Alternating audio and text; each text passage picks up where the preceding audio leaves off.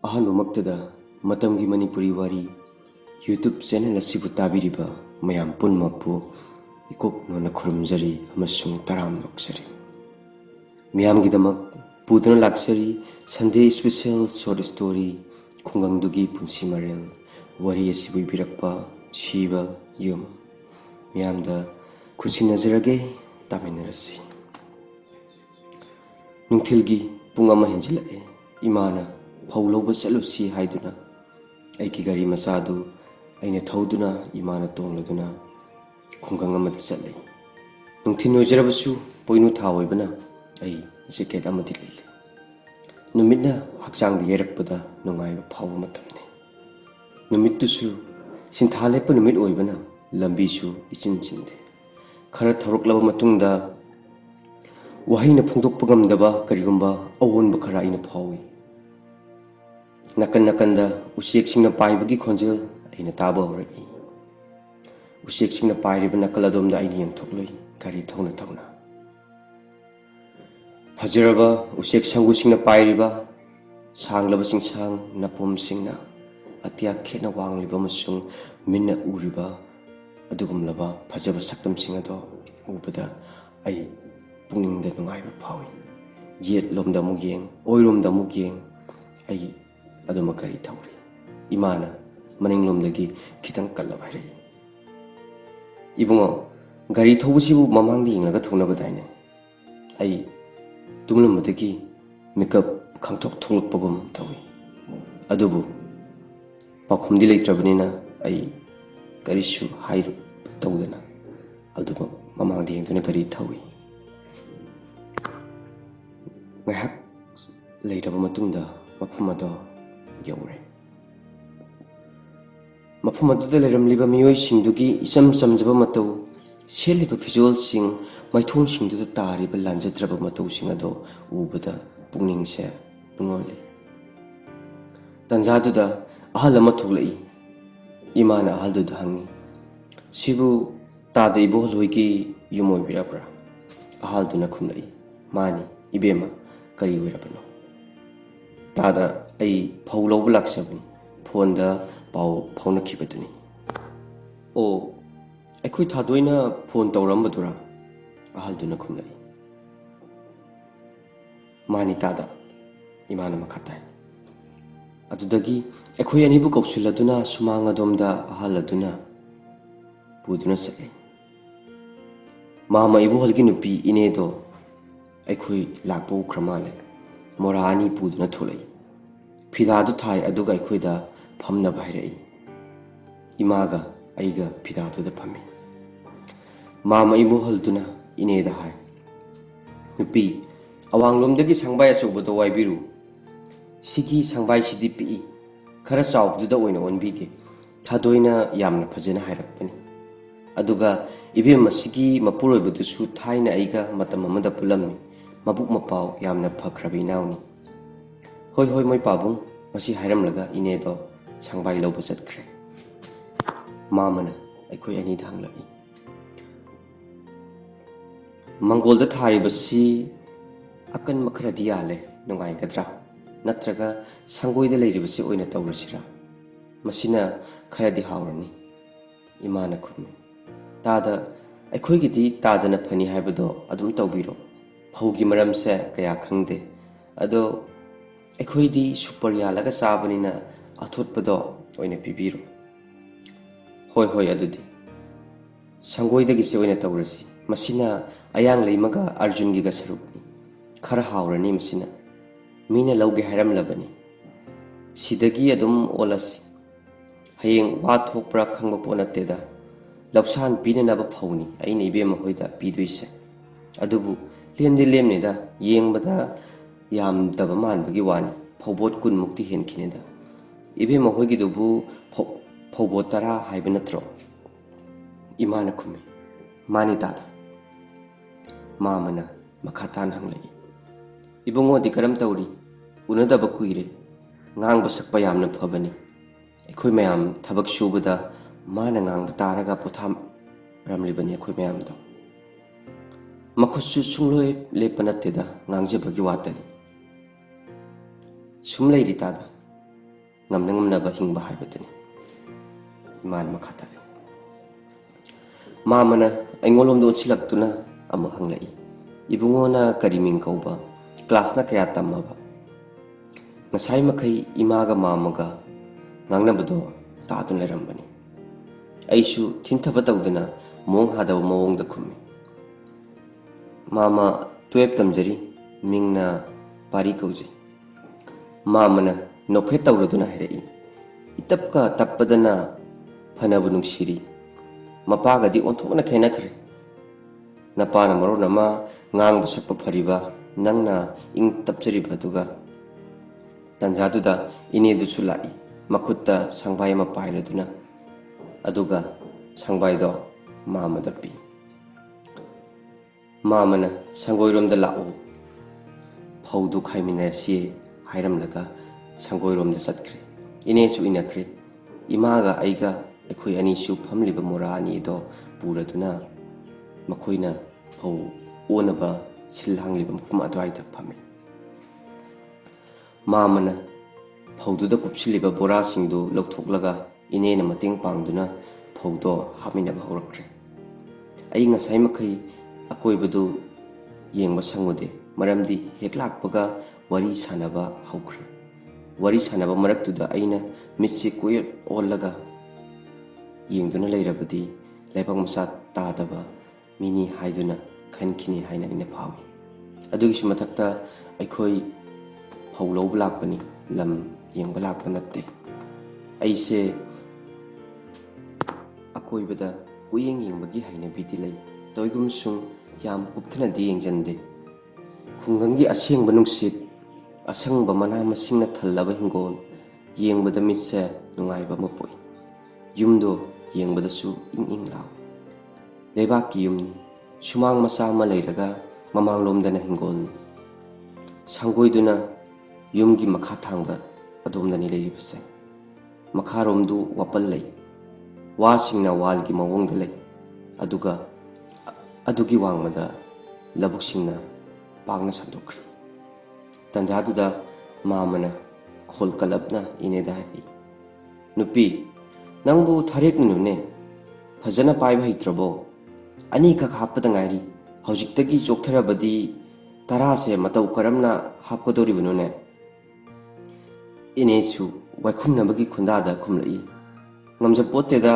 hanurakanchida asukwa thabakse isa singnena kaimta kanaba sunatte isa nupa ani khaklai amana yuda thaktuna lei amana khubaklan hanura sifau otli pendri male masi ora male isa nupa pokchibagi mahi haibato aina khalle khungangdasu suningdaba mise adum leibajani khunganggi midi thabak fai masa fai haijabagi wani tasengna nakchulurabadi chapmane saharigi mi khunganggi mi haiba khenaba leite imana ingon don silaktuna hairei noi mamana tawrise tawminok chodana nane se potha jasanu khara ahalo labanina waramani mamana oina khumlai yanida na phi monabani warakanda masu kaujaraksani isu singsi su chawre adubu kanafam di khangdeda phonda metuna le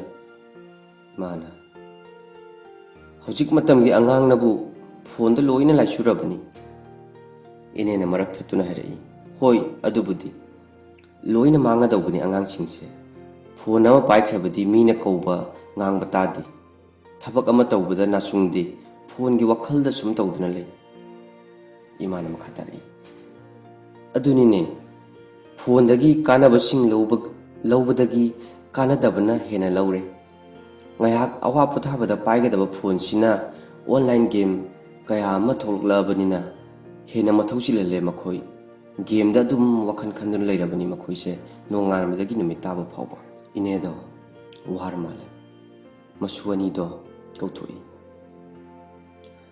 haigumladana phone ama pairaga punna tholai amuk pairaga sanaminabagi mawongni makhoi animak chawba hairap manare inklakpagi sahi 16 13 gi lengani inen hairi phone do ngahakta thamu noi pupuna tawrise tawminau la nabok se sadau thongi he Angang anido hoidi hai adubu phone metpadi tokte.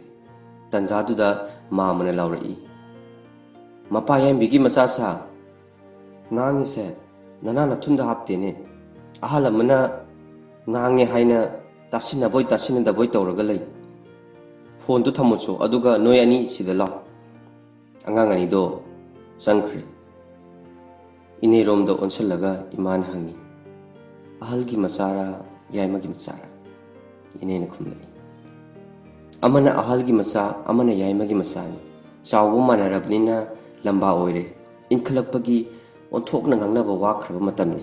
Tanjaduda ngangnana angang anido mapugi mateng pangi. Sangbay ani muk happaga thariknabagira natraga haitabagira natraga lumbagira phau khara takhre haibada mamna lawri. Yare noi ani war swana dum tawjarage. Hena thabak hapnabani changkhro yare. Angang anido taping chenchankre. Ine namu khatare. Tawrisi urabra thabak amat tawbada soidradi yadabani. Makoksida phone ge wakhalda khallabanina thabak amat tawbada na chungde. Mamana marak thana hai. Kana ba amat natteda mapasu masasu hanurasi phau ukai takli. Ekhoina laikhidraba matamda makhoi karamni hingawgani khanbada sibaga ngamoidori ponida imana marak thana hai. Tada onthokpa asugyam nahawirisida sibagi wakhalduna kadomdagino inena hai. Isa poksabagi mahi amana yu edik amana khubak lan tawduna laikhrabnida mamana inegi wahaidubu saugatpoina makhatari. Sini hanuthangda nungaiba haise ekhoina hek khanglakpadagi suraga saduna lakhibani hojiksu adum suri sukini subana ekhoigi punsini. Hanura sifau matu thiraba macha po sifau bada ekhoina thakli. Masini macha pokse bagi mahi haibado imana makhatare. Hoi khubak lansidi onthokna phatte. Ekhoigi isan amanupi amachu lerami. Nungairam praponi sabu thakpa walam banatte. Juarda paisa khara tongami marak ama aduda nungai thoktana tungi karimata lephaude. Hojikti loina mang tae masana laigadaba yum phauba laitri. Makhoi ani amadi masani do ka makhoi mari hojikti makhoi gi machi gi mayumda tangduna lairibani. Inena ekhoi gi suni bema laupari ama chatkrabani juarda adubu gyan tabu ko banaide. Sanari sini khara tonglakpa numittana sathok thaktokani manglakpa numittana halaga matuga khanakadoribani. Ahalduna yuda thaklaga lay. Laibok phaba mapoknida aikhoigi mapoksisu. Kangnaribasingdo ahalgi wa oibnina yawsalude. Adubu tabade sumaktari. Wakhalsu macha khali. Karigumba kanda miyoibase laibakichu makha yamna poli. Karmana oiba yabasu natte. Laibakna simiyoibagi punshi lepi. Phana yamna warabasu adum wadun leiba mi lei. Aduga punshida khuthiba kya nanglabasu punamak mang taktriba phawba adum gyan taduna leiba mi su leiri. Punshi haibase kanagum makharanadi karmagi makha poli hai. Kanagum makharanadi laibaki makha poli su hai. Asumna asum phawdo hapulo silai. Wari sana sanana. Iman hangi. Tada aikhoigi di gari achawbodi purakte. Tada hoina gari ama sinbiba yagadra. Mamana hoi sinbige haina khumai. Asumna mama wamada auto ama wayunaba haiduna pakhonsiki. Auto do lakpa ngaiboina makha thangda leiba labuklomda nungsa yaiboina thoklusi haiduna thoi. Mama ai amasung imaga loinana. Sangtrik sanglamba labuk ado ngasidi sana masu ole. Amunba phau khawkhiduna mapai oina leiri. Mapa kharadana khawdokhiba phopal singdo tasandri. ꯈꯨꯡꯒꯪꯒꯤ ꯄꯨꯟꯁꯤ ꯂꯧꯕꯨꯛꯀꯤ ꯁꯛꯇꯝ ꯌꯦꯡꯕꯗ ꯄꯨꯛꯅꯤꯡ ꯋꯥꯈꯜ ꯑꯅꯤꯃꯛ ꯏꯪ ꯏꯪ ꯂꯥꯎꯕ ꯐꯥꯎꯏ ꯑꯃꯁꯨꯡ ꯏꯆꯝ ꯆꯝꯊꯣꯛꯄ ꯐꯥꯎꯏ꯫ ꯁꯪꯂꯤꯉꯩꯒꯤ ꯂꯧꯕꯨꯛ, ꯁꯅꯥ ꯃꯆꯨ ꯑꯣꯏꯔꯛꯂꯕ ꯃꯇꯝꯒꯤ ꯂꯧꯕꯨꯛ, ꯃꯨꯔꯩꯅꯕ ꯃꯆꯨꯒꯤ ꯂꯧꯕꯨꯛ, ꯆꯍꯤ ꯑꯃꯗ ꯃꯆꯨ ꯑꯍꯨꯝꯂꯛ ꯑꯣꯟꯕ ꯂꯧꯕꯨꯛ, ꯁꯛꯂꯣꯟ ꯑꯍꯨꯝꯃꯛ ꯐꯖꯩ꯫ ꯄ꯭ꯔꯀꯤꯇꯤꯒꯤ ꯈꯨꯠꯁꯦꯝ ꯈꯨꯗꯤꯡꯃꯛꯇꯤ ꯄꯨꯛꯅꯤꯡ ꯍꯨꯗꯕ ꯂꯩꯇꯦ, ꯁꯨꯞꯅꯗꯪꯒꯤ ꯃꯤꯑꯣꯏꯕꯒꯤ ꯀꯔꯥꯝꯅꯕ ꯊꯧꯑꯣꯡꯁꯤꯡꯅ ꯈꯜ ꯀꯥꯏꯍꯜꯂꯛꯄꯒꯤ ꯋꯥꯇꯅꯤ꯫ ꯇꯥꯟꯖꯥꯗꯨꯗ ꯏꯅꯦꯅ ꯑꯣꯇꯣ ꯂꯥꯛꯂꯦ ꯍꯥꯏꯗꯨꯅ ꯂꯥꯎꯔꯛꯏ꯫ ꯑꯁꯨꯝꯅ ꯐꯧꯁꯤꯡꯗꯨ ꯍꯥꯞꯂꯒ ꯌꯨꯝꯂꯣꯝꯗ ꯍꯜꯂꯛꯏ꯫ ꯌꯨꯝ ꯌꯧꯕꯗꯗꯤ ꯃꯝꯂꯤ ꯃꯝꯂꯤ ꯇꯧꯔꯦ, ꯅꯤꯡꯊꯝꯊꯥꯒꯤ ꯃꯇꯝ ꯑꯣꯏꯕꯅ꯫ ꯅꯨꯃꯤꯠꯇꯨꯒꯤ ꯅꯨꯃꯤꯗꯥꯡꯗꯣ ꯇꯨꯝꯃꯝꯗꯥꯏꯗ ꯍꯤꯞꯅ ꯍꯤꯞꯅ ꯈꯜꯂꯤ, ꯈꯨꯡꯒꯪꯗꯁꯨ ꯊꯕꯛ ꯁꯨꯅꯤꯡꯗꯕ ꯃꯤ ꯂꯩꯕꯖꯥꯠꯅꯤ꯫ ꯃꯤꯑꯣꯏꯕꯒꯤ ꯋꯥꯈꯜꯂꯣꯟ, ꯊꯧꯅꯥ ꯂꯤꯡꯖꯦꯜꯗꯤ ꯃꯐꯝ ꯑꯃꯒ ꯆꯞ ꯃꯥꯟꯅꯩ꯫ ꯈꯦꯠꯅꯔꯤꯕ ꯍꯥꯏꯕꯕꯨ ꯃꯈꯣꯏꯒꯤꯅ ꯏꯆꯝ ꯆꯝꯖꯕ ꯄꯨꯟꯁꯤ ꯃꯔꯦꯜ, ꯑꯗꯨꯒ ꯑꯩꯈꯣꯏꯒꯤꯅ ꯌꯨꯝꯂꯣꯟꯅꯕ ꯃꯁꯦꯜ ꯌꯦꯡꯊꯤꯅꯕ, ꯑꯍꯦꯟꯕ ꯇꯥꯟꯅꯕ, ꯑꯗꯨꯒ ꯑꯍꯦꯟꯕ ꯈꯔꯅ ꯍꯟꯊꯕꯁꯤꯡꯕꯨ ꯀꯔꯤꯁꯨ ꯂꯩꯇꯅ ꯎꯕꯤꯕ ꯑꯁꯤꯗꯅꯤ꯫ ꯂꯣꯏꯁꯤꯟꯖꯔꯒꯦ꯫ ꯋꯥꯔꯤ ꯃꯇꯦꯛ ꯑꯁꯤꯕꯨ ꯇꯥꯕꯤꯕ ꯈꯨꯗꯤꯡꯃꯛꯄꯨ ꯂꯣꯏꯕ ꯐꯥꯎꯕ ꯇꯥꯕꯤꯕꯒꯤꯗꯃꯛ ꯊꯅꯤꯜ ꯂꯥꯏꯁ꯭ꯔꯝꯅ ꯑꯃꯨꯛꯀ ꯍꯟꯅ ꯊꯥꯒꯠꯄ ꯐꯣꯡꯗꯣꯛꯆꯔꯤ꯫